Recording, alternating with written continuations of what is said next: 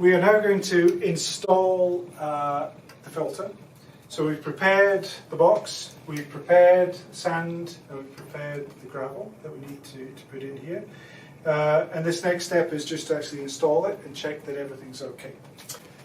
So we're going to do the under drain gravel, separating gravel, and then we're going to fill the sand. We're going to put the gravel into the box, into water. So we're going to make sure that the filter body is about half full with water, so that when we put the gravel inside, it avoids sort of air pockets forming if the gravel or the sand doesn't fall nicely, evenly to the bottom of the filter.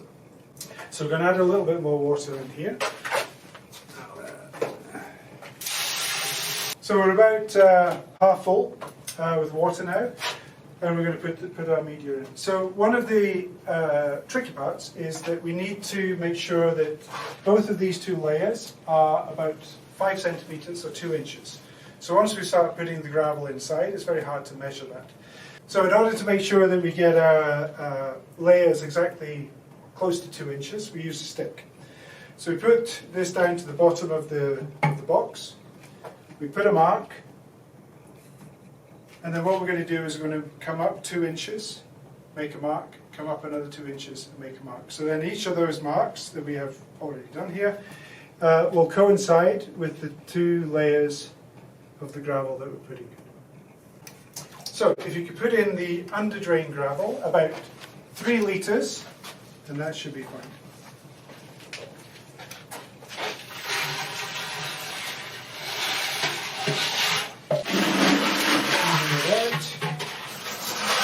So you can use the stick to even out the base to make sure that, even out the gravel to make sure that it's a flat surface.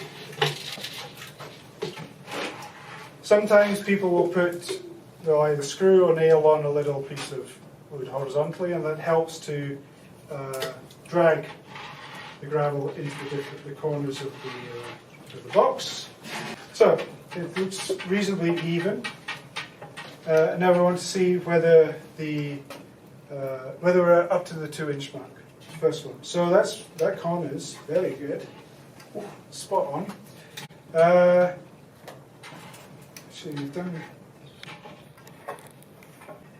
That's pretty good. So we'll put the next layer in. Again, it's about 3 litres.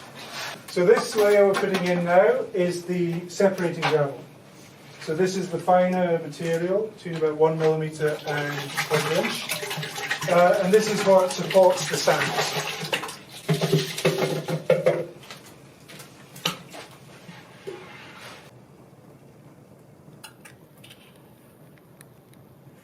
Good. I think that looks pretty good. Doing this if you're installing a filter in a household, you can speed things up. So one of the techniques that people will do is that they'll pre-bag, once they know the volume that they require to reach 2 inches in each particular filter, they just bag it. So before they go out to the household, they'll put in the separating gravel here, the right amount, they'll knot the bag, then they'll put in the under drain gravel here and knot it, and then that's just in the truck when they go to the field. So then when they're there, they know they've got exactly the right amount. You just unknot the bag, pour in the gravel, level it, make sure everything's good, and then unknot the next part and pour in the next layer. So that can really speed up the installation. But you have to know, you have to work out to make sure you've got exactly the right volume for the filter. So the next step is to put in the sand. It's been screened, it's been washed, we're ready to go. So again, we'll make sure that we've got sufficient water inside the filter body so that the sand falls into water and then settles it down onto the separating layer. So we want to do this relatively quickly. So we're just going to lift up a bucket, we're going to tip it in. It can be a bit messy because we have water in here and then it gets splashing. Whoa. So I'm just going to have a look. See, so we're about here right now with the sand. So we're going to bring the level up to roughly here. We know we've prepared about 30 litres, which is about the right amount, so we're going to just add that, and then we're going to check that the level is correct. Let's try that.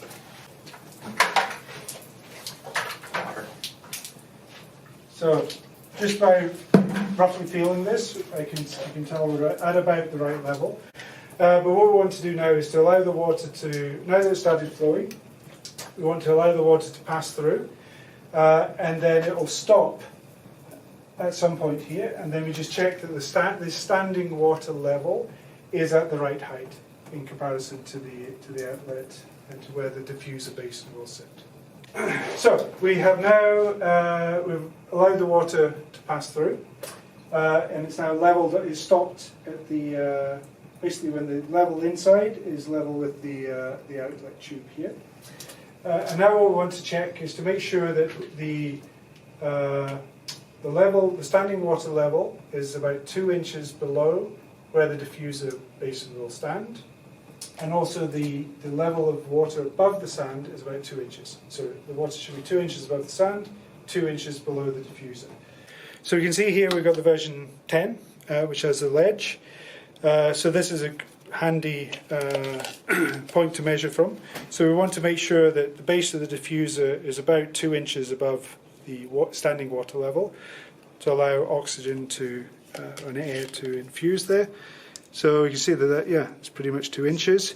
And then from the standing water level down to the sand should be about 2 inches as well, or 5 centimetres. And where's the sand? Yeah. So yeah, so the sand is pretty much 2 inches there. We've got the standing water above the sand, and then an air gap up to the diffuser.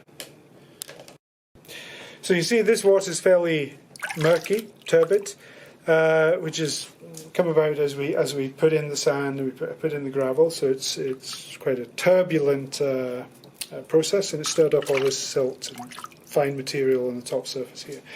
So to avoid this perhaps clogging the upper layers of sand, what we can do is we remove this before we start to put clean water through the filter. So it's similar to the process of cleaning a filter normally. We call it the swirl and dump. So you're just essentially stirring up the top layer of sand, just a centimetre or so below the surface. It lifts the fine material up into the water, and then we can scoop that out. So we're going to do that right now. We'll scoop out some of the dirty water. This isn't always necessary, but if your water is particularly turbid, which this was, then it can help. So the next thing we're going to do is we're going to put in the diffuser basin, and then we're going to start pouring in some fresh water, and then we're going to measure the flow rate to make sure that the flow rate is within the parameters that we want. So we'll put in our plastic diffuser, and now we're going to add some water.